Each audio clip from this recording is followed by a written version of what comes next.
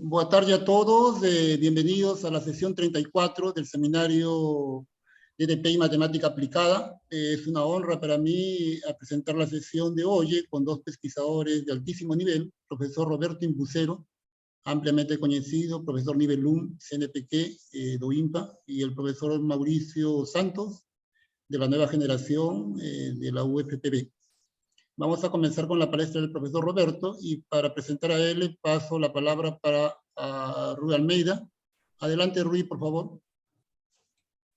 Então, muito boa tarde a todos. É com prazer que vamos hoje ter como palestrante o professor Roberto Embúzio Oliveira, que é professor no IMPA, fez o seu doutoramento em 2004, tem várias publicações em matemática aplicada, mas hoje vai-nos falar sobre processos de Markov reversíveis e seus espectros.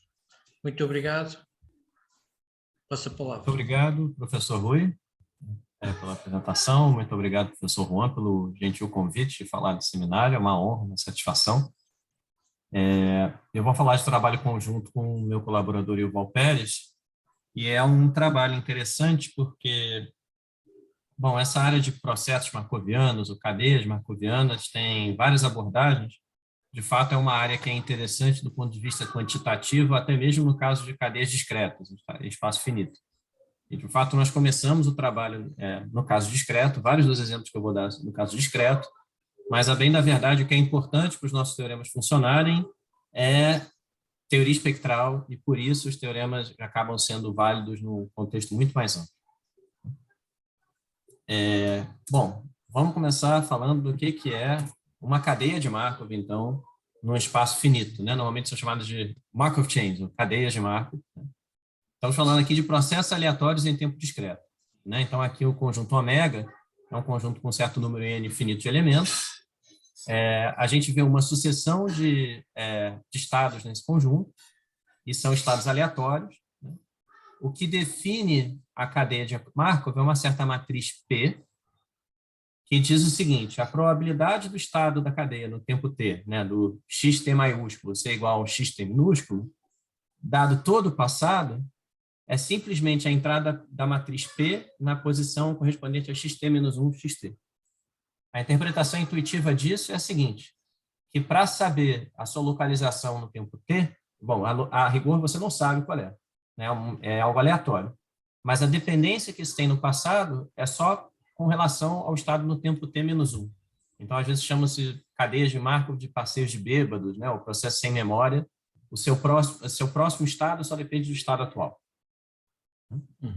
Então, esse é um objeto fácil de definir. No caso, eu estou falando de P, é uma matriz mesmo, uma matriz uma matriz N por N, no caso, com entradas não negativas, e as linhas têm soma 1 para garantir a condição de que isso aqui dá uma distribuição de probabilidade, né? Se eu somar sobre todos os estados possíveis, a soma tem que dar 1. Vamos olhar um exemplo muito simples a que a nossa teoria vai se aplicar. Aqui nós temos um grafo, né? Um grafo, no caso, um grafo finito. Ele tem vértices e arestas, o conjunto de vértices é um conjunto finito, e a gente elege alguns pares não ordenados de vértices e declara os arestas. Né? Como é que se define uma cadeia de Markov a partir de um grafo? Tem várias maneiras. A que nós vamos analisar é o que se chama de passeio aleatório preguiçoso. E isso é um passeio que tem a seguinte propriedade: se o estado atual dele é aquele circulado em vermelho, no próximo instante de tempo o passeio pode estar no mesmo lugar ou em algum dos vizinhos, né? Ou seja, em algum dos vértices conectados por arestas. A chance de ficar no mesmo lugar é meio, e a chance de pular para qualquer um dos vizinhos é metade, 1 sobre 2, dividido pelo número de vizinhos, que é o chamado grau, o degree, de um vértice, né? Então, no tempo 0, o passeio está aqui. No tempo 1, pode pular para um vizinho. Agora, ele só tem duas opções, né? Ficar no mesmo lugar ou pular para um único vizinho, que é o vértice anterior. Então, aqui, vimos que de 2 para 3, o passeio aleatório ficou no mesmo lugar. Tempo 4, pulou para outro lugar. Tempo 5, ficou no mesmo. Tempo 6, continuou. E assim vai, né? Então, esse é um exemplo muito simples e muito importante de passeios aleatórios. Mas, no certo sentido, é um caso teste, porque toda a teoria que a gente desenvolver, se for para ser quantitativa, tem que funcionar nessa classe de exemplos. Bom, falando da teoria elementar de cadeias de Markov, eu disse que a cadeia é representada por uma matriz. E eu defini a cadeia em termos de probabilidades condicionais. Aquelas probabilidades dizem que acontece no tempo t em função dos tempos anteriores. Então, para definir a distribuição de uma cadeia de Markov, eu preciso especificar uma distribuição de probabilidade para o tempo zero, ou seja, para a variável aleatória x0, que me diz qual é a chance de eu estar em cada estado no tempo zero. Se eu especifico essa probabilidade, então aqui na primeira linha, né, na primeira equação, temos aqui a probabilidade da cadeia começar do espaço x, do ponto x0 minúsculo e depois seguir a trajetória de x0 para x1 para x2 até xt. Se eu escrevo essa probabilidade, ela vai ter essa cara aqui. E quando eu simplesmente olho qual é a probabilidade de eu acabar no estado xt minúsculo em t passos, isso acaba sendo uma soma de probabilidades com de sino, e não é difícil mostrar que isso tem uma representação simples em termos da matriz P e do vetor que me define, né? Essa representação está aqui embaixo. Essa soma basicamente você toma o vetor linha mi, multiplica pela P elevado a T, né, a tésima potência da matriz P, e a gente tem essa equação. E a gente vai falar bastante de distribuições estacionárias. Distribuições estacionárias satisfazem essa equação πp igual a π, e isso quer dizer que se o processo se inicia da distribuição π, ele permanece na distribuição π em qualquer instante de tempo. Estacionalidade quer dizer isso, que a distribuição ela a distribuição de x0 é a mesma de x1, é a mesma de x2, e por aí vai. Vamos agora olhar para um contexto um pouco mais geral. Tudo que eu estou falando está definido em termos de matrizes, né? Mas vai ser interessante falarmos de processos em espaços mais gerais, ainda em tempo discreto. Agora a gente considera o conjunto ômega, que ao contrário de antes pode ser infinito, e tem uma sigma álgebra, né? Queremos falar de probabilidade é a teoria da medida, então precisamos de uma sigma álgebra nesse espaço. O que faz o papel da matriz? O que faz o papel da matriz é o que a gente chama de núcleo de transição, ou transition kernel. É algo que pega um estado e um conjunto e atribui uma probabilidade a ele. Então, as propriedades que eu quero são as seguintes. Se eu fixo o estado x, pxa se comporta como uma probabilidade em A. Né? Ou seja, eu quero dizer, para cada x eu tenho uma medida de probabilidade, que atribui massa pxa ao conjunto A. E, de outro modo, para que tudo funcione, eu preciso que fixo A, a função que leva x em pxa seja mensurável, na sigma álgebra que está definida aí. Então, uma vez que eu tenho essas coisas, não é difícil decidir o que é a propriedade Markov, o que é a definição que a gente está procurando, é essa aqui. Eu quero dizer que a minha probabilidade de estar num certo conjunto A no tempo t, dado o passado inteiro do processo, ela é P de xt-1, ou seja, do estado no tempo t-1, A. Né? Ou seja, essa família de núcleos de transição define a probabilidade de salto. Né? Ela define, dado que você está em xt-1, qual é a probabilidade de estar num certo conjunto no próximo passo. E vai ser importante para a gente estender, quer dizer, que P toma como entrada um elemento de sigma e um conjunto. Né? Vai ser importante observar como P age sobre funções. E o jeito que age é esse que está escrito aqui. Probabilisticamente, a gente diz, olha, eu começo do ponto x, dou um salto, de acordo com P, e tomo a esperança de f no tempo x1. Né? Ou, mais analiticamente, a gente tem essa expressão integral aqui, lembre-se, né, que px alguma coisa é uma medida de probabilidade, e eu posso integrar uma função f, por exemplo, limitada com respeito a essa medida. Se a gente quiser um contexto mais geral ainda, a gente precisa trabalhar com semigrupos. O que é um semigrupo de medida de probabilidade? Bom, a gente sabe o que é semigrupo de análise, né? Eu imagino que na plateia vários sejam especialistas em análise, equações diferenciais parciais. Aqui é um pouquinho diferente porque a gente está definindo o semigrupo em termos das medidas. Né? Então, o que nós queremos para ter tempo contínuo é para cada parâmetro t real não negativo ter uma probabilidade de transição pt. E o que é uma probabilidade de transição? É um núcleo de transição no sentido anterior. Mas, além disso, eu quero que esses núcleos satisfaçam uma certa regra de composição, que é aqui do pt mais s, né? Que é dizer, a probabilidade de x para a em tempo t mais s, eu posso avaliar da seguinte maneira. Primeiro, eu vejo o que acontece com o processo de x para y. Isso é essa medida pt aqui, né? Que é ptx dy.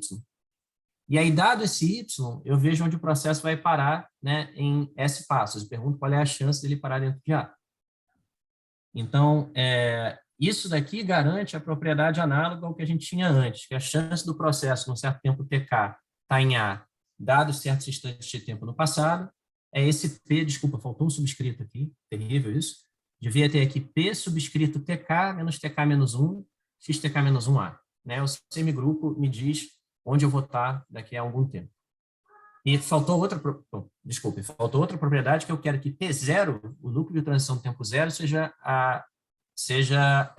um delta de Dirac em X. Ou seja, que quando agir sobre funções, como a gente vai fazer aqui, que esse operador P0 seja identidade. Ou seja, eu quero um semigrupo mesmo, né, no sentido de análise. E, bom, eu não vou entrar muito nas tecnicalidades, mas, em geral, pelo menos para alguns dos resultados, a gente precisa que esse semigrupo seja Feller, que ele leve funções com suporte compacto em funções, quer dizer, funções que têm decaimento para zero infinito em funções do mesmo tipo. Mas vamos evitar isso por enquanto, até porque os exemplos mais importantes são o espaço compacto. Tá, bom, só para dar um exemplo, então, de um processo de tempo contínuo, que é muito popular, é um movimento browniano numa variedade. Aqui a variedade é um tório de 2 dimensões.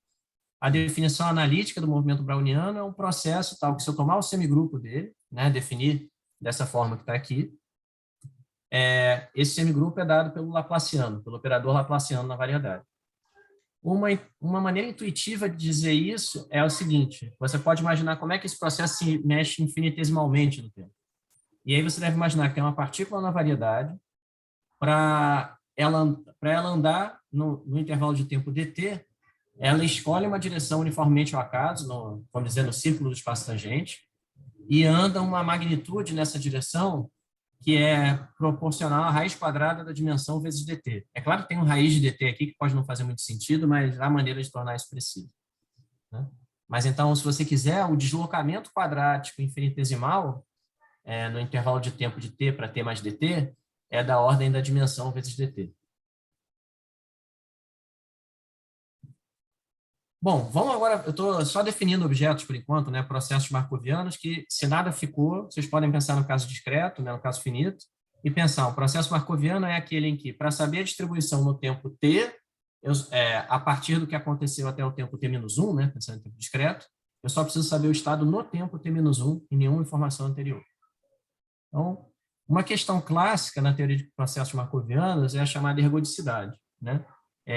Quer dizer, e a mistura do processo, que é a existência e unicidade de uma distribuição estacionária, que é a distribuição assintótica do processo. Então, está aqui um enunciado bastante geral, mas para cadeias Markov finitas. E o enunciado é que, sob certas condições na matriz P, isso é a irredutibilidade, a periodicidade, eu não vou explicar aqui, porque a gente não vai precisar desses conceitos diretamente.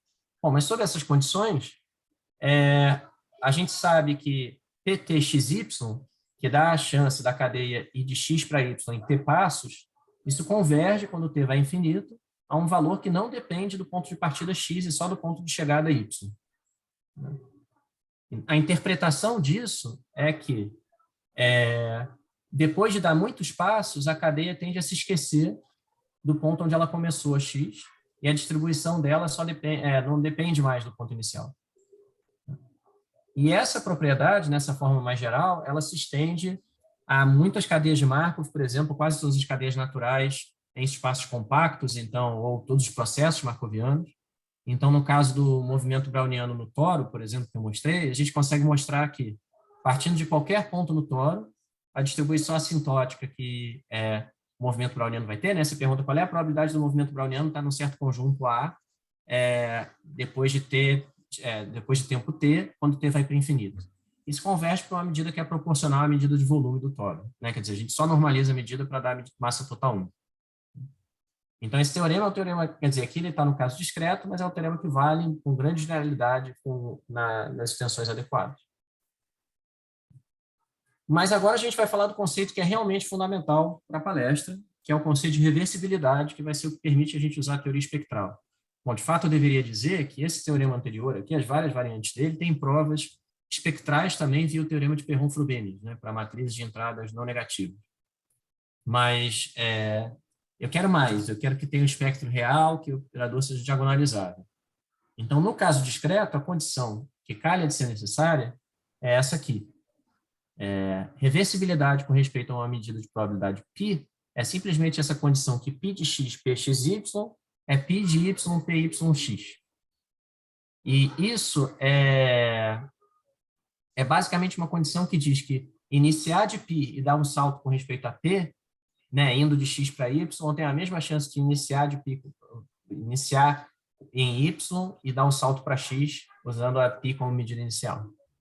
Mas o mais importante para a gente, pelo menos para o desenvolvimento da palestra, vai ser que, quando é satisfeita essa condição, e essa reversibilidade, mais algumas coisas adicionais, então a π é a única distribuição assintótica da cadeia, quer dizer, é a distribuição assintótica, e a matriz P, ela define um operador autoadjunto nesse espaço aqui, L2π. Bom, L2π, no caso, eu estou num espaço finito, né? Então, não tem muita graça o que é esse espaço aqui. É só o Rn, onde n é o número de elementos de ômega. Mas vai ser importante o fato que a gente tem um espectro finito e tem o maior autovalor é sempre 1, com autovetor, a função constante igual a 1. O segundo maior autovalor é sempre estritamente menor, e aí tem um autovetor psi2. Quando a gente vai para o caso mais geral, e ainda em tempo discreto, a condição de reversibilidade, a gente pode expressar de outra maneira, que é a seguinte, que é aquela que eu falei, né? Começando da distribuição π, a sua chance de estar no A0 no tempo 0 e no A1 no tempo 1 é a mesma chance de estar no A1 no tempo 0 e A0 no tempo 1. Isso significa basicamente que ver a cadeia indo para o futuro e ver a distribuição dela de trás para frente dá no mesmo. E aí a gente tem uma propriedade análoga, que é, se vocês lembrarem, né, toda vez que a gente tem um núcleo de transição, ele age sobre funções, ele define um operador sobre funções. E o que acontece com esse operador é um operador linear que vai ser autoadjunto. Agora sim a gente tem um L2π mais legítimo, né, uma medida mais geral aqui e tudo mais. E esse operador P vai ser autoadjunto nesse espaço. E, sob certas condições, bom, a gente pode tomar por hipótese, se quiser, esse operador P é um operador compacto. E a gente consegue mostrar analogamente com um caso, né, de novo, precisa de algumas condições aqui, a gente consegue mostrar analogamente com um caso finito, que esse operador também tem um maior autovalor igual a 1, segundo maior autovalor estritamente menor do que 1. E tem uma base ortonormal de autofunções. Por que essa condição de reversibilidade é importante? Bom, eu vou ter muito pouco tempo de falar de das aplicações que motivaram, talvez historicamente, o estudo de cadeia de Markov, são muitas, mas uma que talvez alguns de vocês já tenham ouvido falar, o que se chama de Markov Chain Monte Carlo, que é um método muito usado em estatística computacional, estatística bayesiana, por exemplo, e em física computacional também. Como é que é esse método? Você gostaria de integrar uma função f com respeito a uma medida π. Só que essa medida π não tem uma descrição explícita, é muito difícil de calcular essa integral de f com respeito a π. Então, o que você faz é você projeta uma cadeia de Markov, ou um processo markoviano, cuja distribuição assintótica é essa medida π. E aí, ao invés de calcular a integral com respeito a π, você usa o teorema ergódico, né? Você aproxima a integral com respeito a π pela média dos valores de f, né? F de x0 mais f de x1 mais até f de xt dividido por t mais 1, ao longo de uma trajetória da sua cadeia de Markov. Se a cadeia é ergódica com distribuição estacionária π, essa média ergódica vai convergir para a integral de f com respeito a π, sob condições mínimas. E a maneira que as pessoas inventaram lá nos artigos originais de Metrópolis, Hastings, Metrópolis, Teller e Oppenheimer, eu acho, né? Ainda nos anos de Los Alamos lá, e depois o Hastings, que é um estatístico, pensaram no problema, eles viram que tinha um mecanismo geral para você criar uma cadeia de Markov reversível com a distribuição estacionária π que você quer. Então, naturalmente, o método Markov Chain Monte Carlo nos dá cadeias com essa propriedade de reversibilidade que garante essas coisas boas, espectro real e tudo mais. E, normalmente, também as cadeias obtidas, elas são, pelo menos em espaços compactos, elas vão ter propriedade, vão dar operadores P compactos. Além disso, como eu já falei, né, quer dizer, esses problemas de física computacional e regional estão relacionados com mecânica estatística, ou física estatística, e a maioria dos modelos nessa área é reversível. Os passeios aleatórios em grafos, que em algum sentido são onde a gente começou, também são reversíveis, então tem uma classe muito grande de processos em espaço discreto ou contínuo que satisfazem essa propriedade de reversibilidade.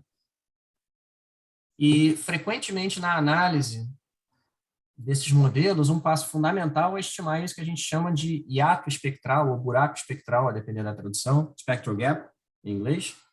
O que é o spectral gap? Bom, nos dois casos que nós discutimos, eu apontei o fato de que o maior autovalor do P é 1, e o segundo maior autovalor é estritamente menor do que 1. Então, há um espaço entre esses dois autovalores.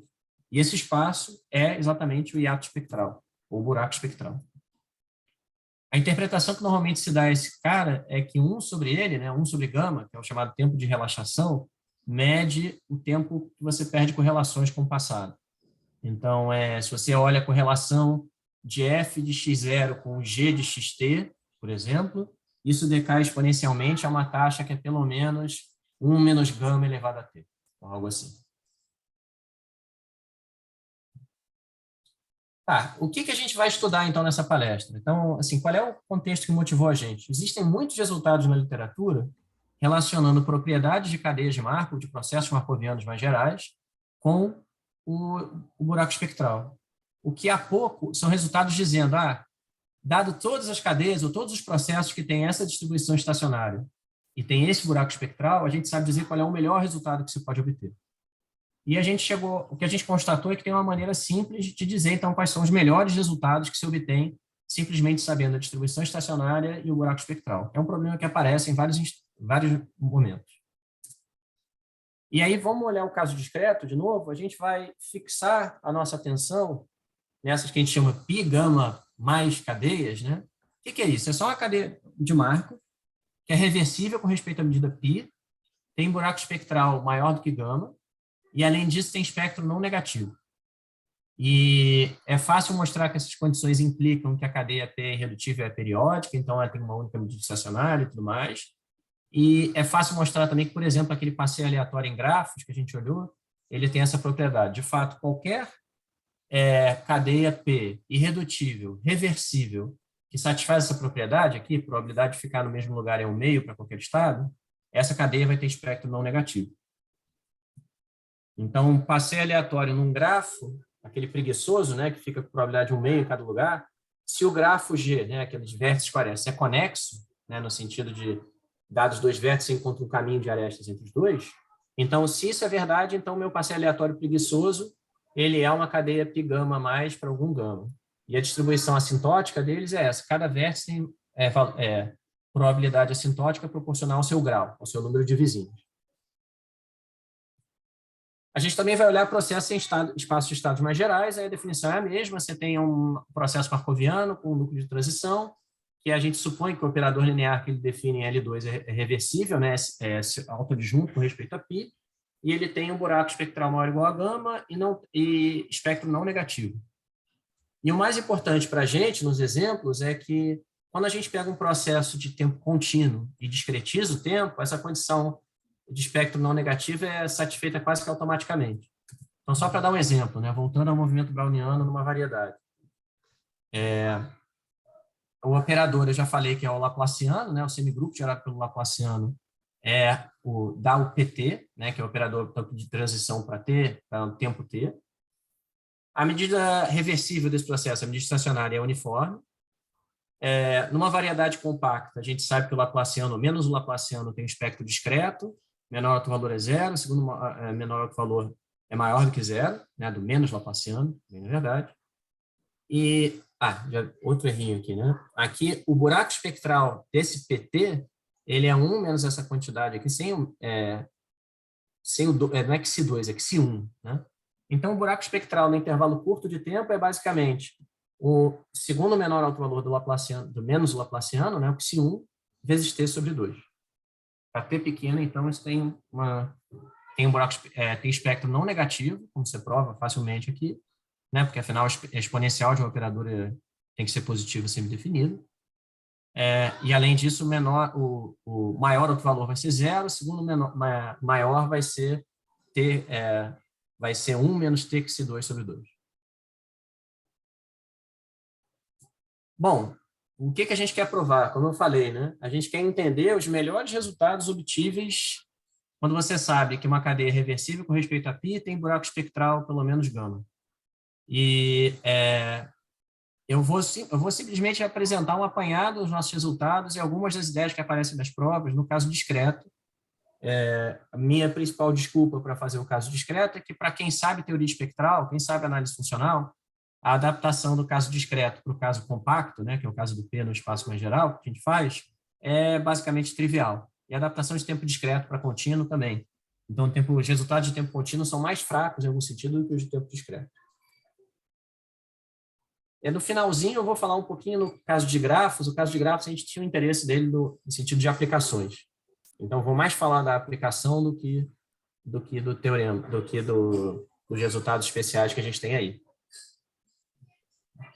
Então, esse slide talvez seja o mais importante da nossa palestra. Então, lembrem, né, nosso objetivo, vou voltar a ele aqui, é principalmente olhar essas questões extremais aqui. Tipo, o que é o melhor ou o pior caso quando a gente está olhando um certo fenômeno em cadeias de Markov que tem distribuição estacionária π e buraco espectral pelo menos gama. Né? Calha de ser verdade que a cadeia que eu estou definindo aqui, ela é extremal para vários problemas, ou quase extremal. O que é esse processo? Mais uma vez, nós estamos em tempo discreto. Né? Lembre que π é uma medida de probabilidade, quando eu estou num processo no espaço geral. Então, uma maneira de eu definir o núcleo de transição é simplesmente dizer que π de xa é π de A para qualquer conjunto A. Ou seja, lembra, π de xa tem que ser uma medida de probabilidade em A mensurável em x. Né? Aqui eu estou dizendo a medida é constante para qualquer x. E isso, do ponto de vista de processos, um processo com essa matriz, com esse operador de transição, né? Com esse núcleo de transição, seria um processo em que, na verdade, as variáveis x0, x1, né, são independentes e identicamente distribuídas. Em cada instante de tempo, não importa o que aconteceu no passado, o meu próximo estado, eu estou no conjunto A com probabilidade π de A. Não tem dependência no processo.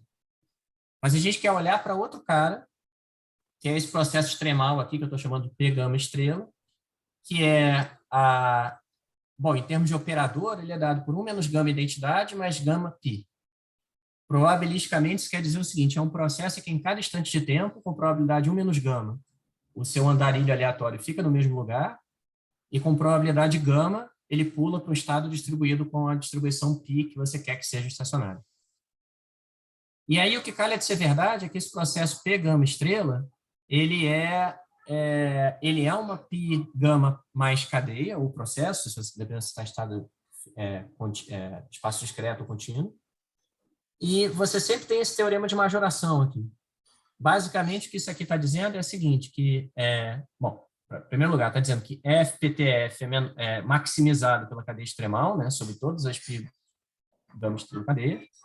E isso aqui está dizendo que é quase uma dominação espectral, né? Quer dizer, ou melhor ainda, você pode dizer o seguinte, olha, dada qualquer π gama cadeia P, ela é diagonalizável na mesma base que a P gama estrela, e então ela tem os mesmos autovetores, e os autovalores da P gama estrela são sempre maiores ou iguais que os autovalores correspondentes da P.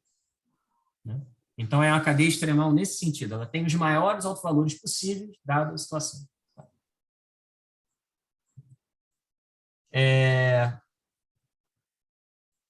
Ok, e o como é que a gente pode pensar nessa cadeia aqui do ponto de vista probabilístico, né? Bom, aqui a gente tem a definição aqui embaixo, né? A definição aqui que é uma variável aleatória geométrica. A variável geométrica é se a sua moeda tem probabilidade gama de dar cara, e você joga a moeda tantas vezes quanto for necessário até obter um cara, então o tempo que você demora para ver o cara é uma variável aleatória geométrica com parâmetro gama, por definição. Né? Então, a cadeia extremal ela significa o seguinte, que você começa, né, se você começa a distribuição π, você espera um tempo G0 geometricamente distribuído para trocar de estado. Então, né, até o tempo G0 você fica no mesmo estado inicial. Quando você chega no tempo G0, você sorteia um novo estado independentemente da distribuição π, e uma nova geométrica. E aí você espera esse tempo geométrico no estado Y1. Quando você chega no tempo G0 mais G1, você sorteia um novo estado a partir de π e uma nova geométrica, tudo independentemente do passado. E agora passa um tempo G2 nesse novo estado e por aí vai. Então, a cadeia é probabilisticamente muito fácil de estudar. E eu quero mostrar... bom, tem uma propriedade analítica que eu nem vou entrar no mérito, nem essa aqui, Mas essa aqui, quer dizer, essa aqui, na verdade, é a propriedade super boba, que diz que, bom, talvez eu deva falar rapidinho, mas é uma fórmula super simples e que é a chave para quase tudo que a gente vê no artigo, que toda vez que você tem uma coisa com essa cara aqui, bom, você tem um operador diagonal, P e esse tipo de coisa, que aparecem vários problemas, você consegue uma cota superior em termos da cadeia extremal, tá aqui.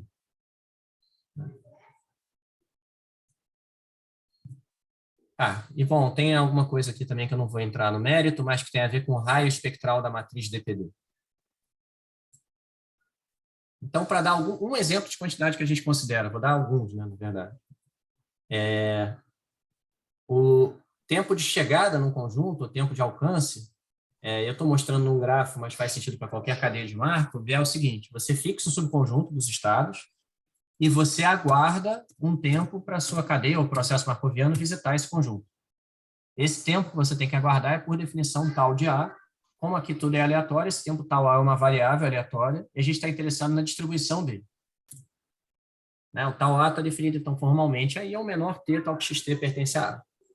E a pergunta natural é qual cadeia π gama mais tem o maior tempo de chegada, o que a gente pode dizer sobre a distribuição desse tempo? Maior tempo, já vai ficar claro o que eu quero dizer, afinal é uma variável aleatória, né?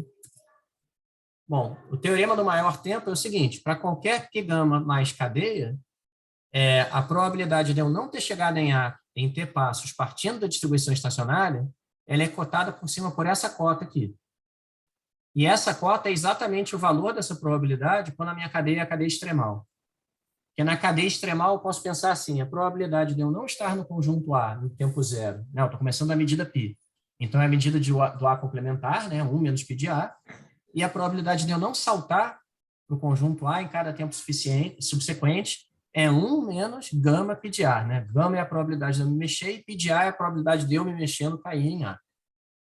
Então, a gente tem uma cota superior exata, no sentido que não dá para melhorar. E a gente também consegue falar coisas mais delicadas sobre a distribuição desse cara. A gente consegue mostrar que existe um P de A, de fato é um número estritamente entre 0 e 1, com certas propriedades, tal que a probabilidade de tal de A ser maior do que T para qualquer cadeia, quer dizer, esse número P de A, em princípio, depende da cadeia que você está considerando. Mas aí você tem uma cota superior e inferior para esse número, que é boa, na medida em que o buraco espectral, o gama, é muito menor do que P de A. Esse é um resultado antigo para o qual a gente achou uma prova 9, num caso mais geral, é o resultado desses dois autores, Aldous e Brown, que basicamente diz o seguinte: a ideia é que o conjunto A aqui é um conjunto de estados muito pequeno, é o que você precisa para essa condição aqui de essa cota inferior, você não... E uma cadeia de Markov, então, quando você tem um conjunto de estados muito pequeno, o tempo para bater nesse conjunto, o tempo de alcance, ele é basicamente uma variável aleatória geométrica. Você imagina que a cadeia anda por um tempo, e aí ou ela chegou no conjunto A, ou ela esqueceu do passado e tem que tentar de novo de forma quase independente. Por isso que a gente vê essa distribuição geométrica aqui, se não tivesse esses pré-termos, eu ia ter 1 menos P de A elevado a T, que é exatamente aquela história de jogar várias vezes a moeda e não tirar a cara nenhuma vez. Eu vou pular a prova, porque, bom, enfim, eu não tenho muito tempo. Vou pular a prova, sim. Mas eu vou dizer só o seguinte, muito rapidamente. Tudo que a gente faz nessa prova é usar a teoria espectral e a ideia certa, digamos, de que a cadeia extremal é extremal para esse problema.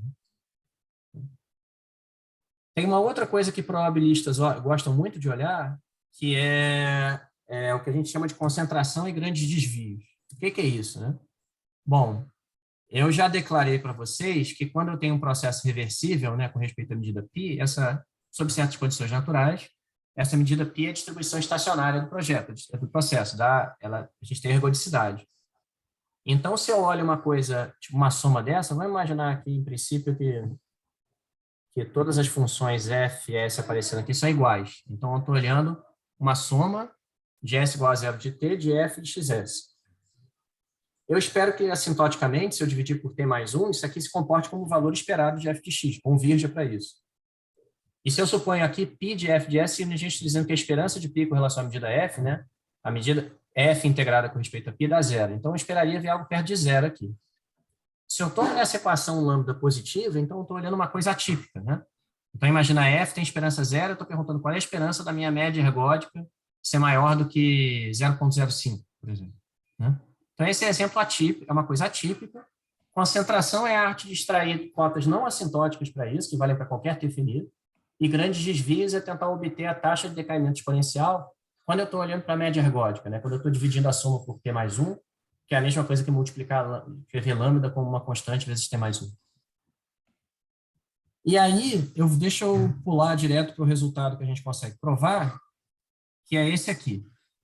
Se eu pego uma função fixa, né, de novo com esperança zero, eu estou interessado em saber qual é a probabilidade da média ergódica tomar um valor atípico, ou seja, tomar um valor maior do que um alfa positivo. Né? Ergodicamente, eu espero que seja zero. Basicamente, o que esse teorema aqui está dizendo é que tem uma maneira de eu fazer isso, que vem da teoria de grandes desvios, que é a melhor cota possível para todas as π-gama mais cadeias. Aqui está faltando um maisinho. Essa maneira vem de uma certa função psi de f. E essa função o ponto é, essa cota superior ela é dada para aquelas cadeias π-gama mais extremais. Né? E isso vem de um teorema mais geral, que é o teorema 2, que dá uma cota superior para dizendo, bom, essa função aqui, que a gente chama, essas exponenciais aqui, elas servem para aproximar essas probabilidades de acordo com o chamado método de Laplace. Então, para um probabilista, isso aqui é cheio de significado, para um físico matemático também. E a gente consegue uma cota superior para qualquer π-gama mais cadeia em termos da cadeia extremal. Psi de f, θ, é definida a partir do espectro da cadeia extremal, basicamente. E a gente tem até uma maneira explícita, uma equação implícita, quer dizer, para psi-f de θ. E, bom, enfim, tem cotas também para quando a gente tem uma função diferente para cada instante de tempo aqui, eu não vou entrar muito nesse mérito. Bom, um resultado disso, que eu não vou falar da prova, é que a gente consegue cotas novas de concentração em contextos onde não existiam tais cotas. Cota de concentração, eu lembro, são resultados não assintóticos. Né?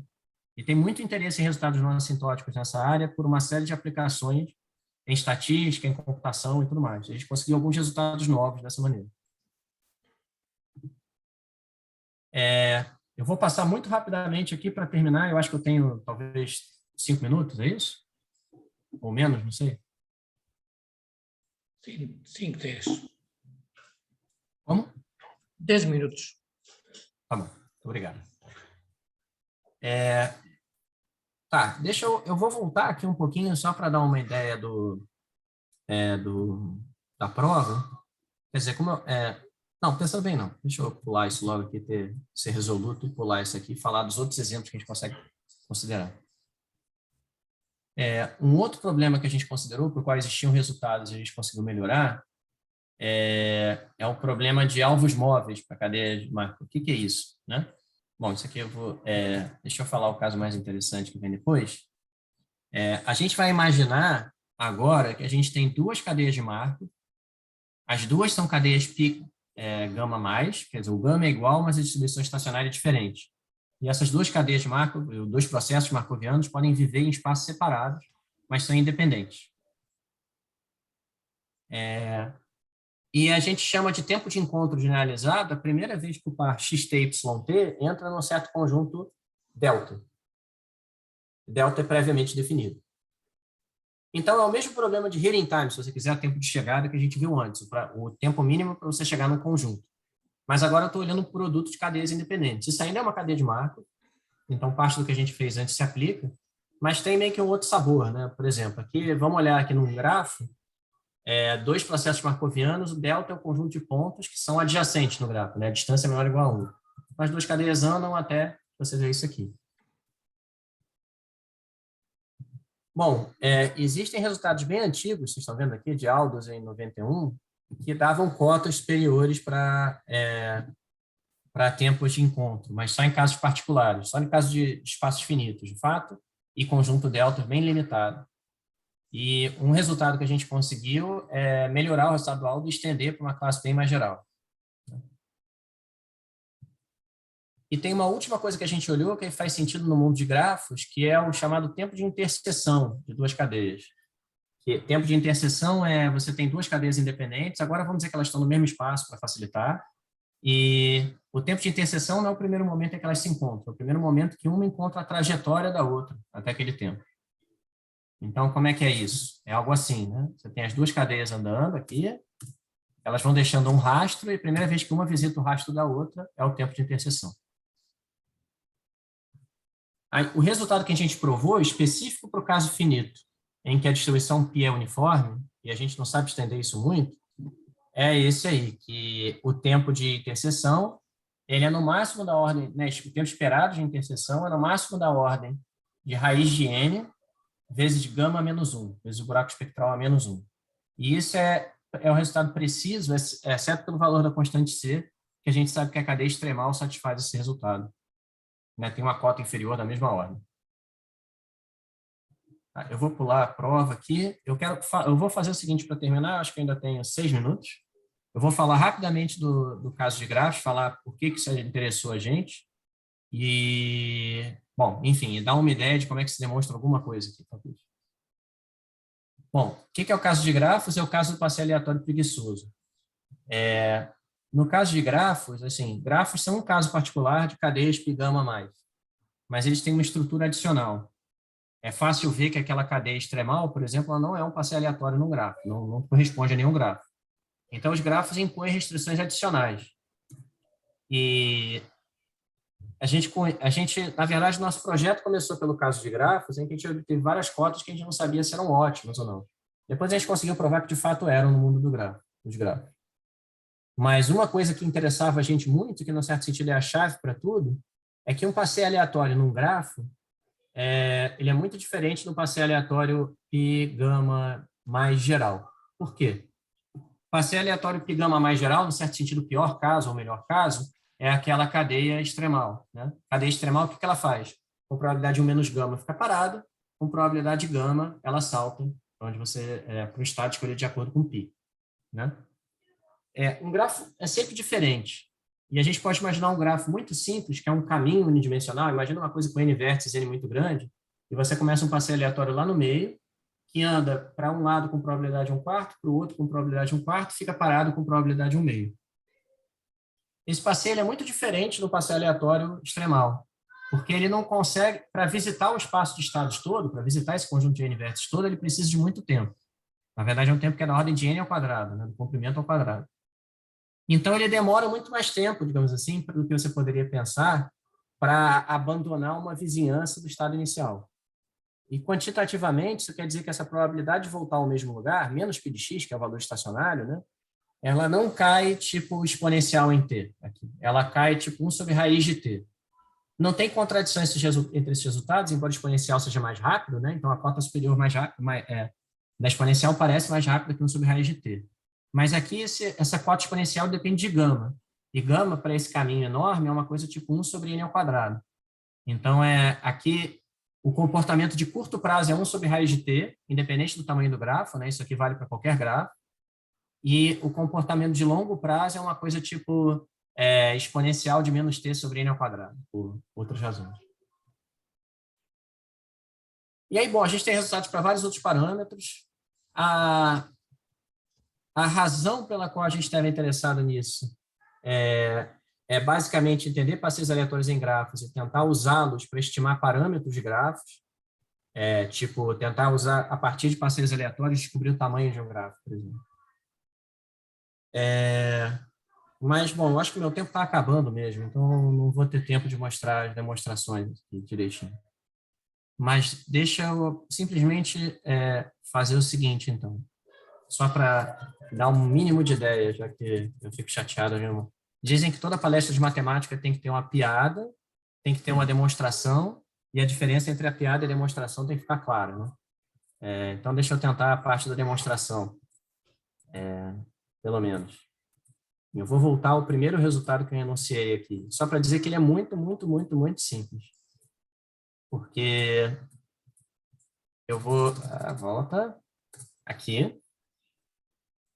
Do simples fato do resultado da definição da cadeia extremal, eu tenho essa cota superior aqui, que fala alguma coisa sobre o espectro de P elevado a T e P estrela gama elevado a T. E dessa cota, eu consigo extrair esse resultado espectral aqui, que diz que qualquer expressão desse tipo, eu consigo escrever, botar por cima por dp gama estrela D. Então, quando a gente vai provar o resultado que diz aqui, né, o tempo de chegada extremal, a gente simplesmente aplica essa cota. E para dar uma ideia de como é que é, né? Quando a gente vai escrever essa probabilidade, o que é isso? É a probabilidade da cadeia de Markov começar de um estado com distribuição π, tá aqui π de x0, depois ela segue uma sequência de estados x1 até xt, e a gente sabe calcular a probabilidade de um caminho, está escrito lá atrás, você vai ter esses produtos de p, xs menos 1, xs, mas a gente não quer que a cadeia visite o conjunto A, né? Então, a gente soma só subestados x0, x1, xt, pertencentes a ômega menos A. Então, essa aqui é uma fórmula exata que a gente reescreve aqui embaixo com essas variáveis indicadoras, né? Indicadora de ômega menos A, x vale 1, se x pertence a ômega menos A, e 0 em caso contrário. E se a gente quer botar isso em forma matricial, a gente chega a essa expressão aqui, D1, né? 1 é a função constante igual a 1 mesmo, dPdt, D1, onde é D diagonal e tem como entradas diagonais esses indicadores. Como a gente anunciou antes, tem a proposição que permite cotar por cima essa expressão D1, dPdt, D1, por alguma coisa que depende da cadeia extremal. E a cota que a gente obtém disso, bom, esse operador da cadeia extremal é muito fácil de diagonalizar, mesmo quando eu multiplico pela D, pela frente e por trás. Eu consigo escrever explicitamente quem é o espectro dele, quem são os autovalores e autovetores. A gente faz a conta, chega a essa expressão aqui de baixo, e calha de ser verdade que isso é exatamente preciso, um resultado exato. Então, isso aqui é só para dar um exemplo de um teorema que, a rigor, não era conhecido, e a gente conseguiu provar de uma forma muito simples. E isso foi o que deu fé para a gente continuar a abordagem e seguir explorando esse problema. Agora, para terminar de verdade, bom, acho que é mais fácil passar assim. Lamento se estou deixando alguém desorientado aí. Então, eu não tive tempo aqui de mostrar muitas das demonstrações, ou quase nenhuma, mas a gente ficou muito feliz com esse trabalho, que, bom, ainda não está submetido, mas eu dei um mini curso recentemente sobre isso no CLAM, né, no Congresso Latino-Americano de Matemáticas em Montevidéu. E quem quiser pode encontrar os slides do mini curso com todas as provas, essencialmente, na minha página, né? E o que nos deixou feliz é que havia vários problemas desconectados na teoria de cadeias de Markov e de processos markovianos de forma mais geral, a gente conseguiu provar de uma maneira unificada e achamos resultados ótimos, né? E aí meio que o lema da palestra é esse, né? As cadeias extremais são extremais para vários problemas de interesse. Mas tem muita coisa que a gente não sabe fazer. A primeira é que a gente tem uma condição que não é tão natural assim do espectro da cadeia não negativa, em tempo contínuo isso é ok, em tempo discreto nem tanto. Tem vários problemas sobre grafos que interessam muito do ponto de vista de análise de dados também, que a gente não sabe resolver. E, finalmente, tem um problema lá dos meeting times, né, dos tempos de encontro, que a gente não sabe se o resultado que a gente tem é ótimo. É uma conjectura do Aldous que sim, mas a gente suspeita que não, mas ninguém sabe provar nada em direção nenhuma. Então, eu vou encerrar a palestra com isso, agradecer a vocês pela atenção, pedir desculpas porque eu não dimensionei bem o tempo para dar mais demonstrações aqui, explicar melhor o que está acontecendo. Obrigado. Muito obrigado, professor Roberto. Penso que foi muito clara e interessante a sua palestra. Alguém quer pôr alguma questão, algum comentário? Agradecia.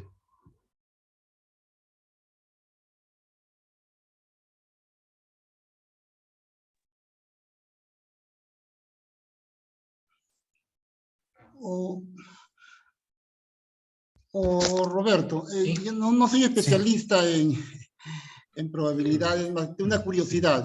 Você por ahí en su palestra falou que você melhoró algunos resultados de Aldous del año 91, que eles hicieron algunas cosas particulares.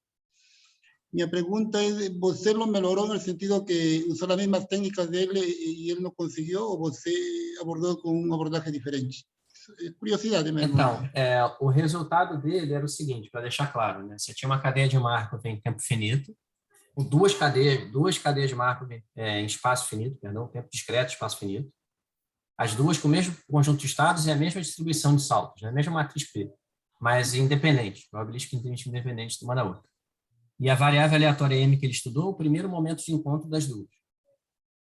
E a gente consegue olhar para cadeias mais distintas, né, que distribuem matrizes de transição distintas, ou processos markovianos mais gerais, E a variável m tem uma definição mais geral também. A gente pode olhar, por exemplo, qual é o primeiro momento em que as duas cadeias ficam a distância menor ou igual do que é R uma da outra.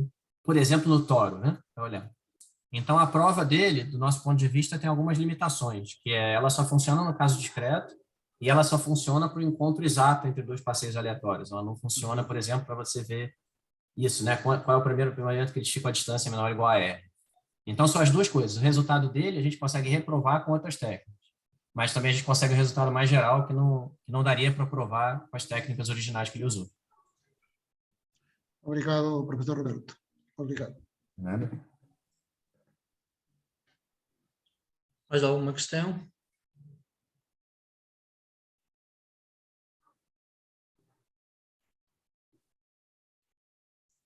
Bem, se não há mais questões, quero agradecer mais uma vez a palestra do professor Roberto e até uma breve.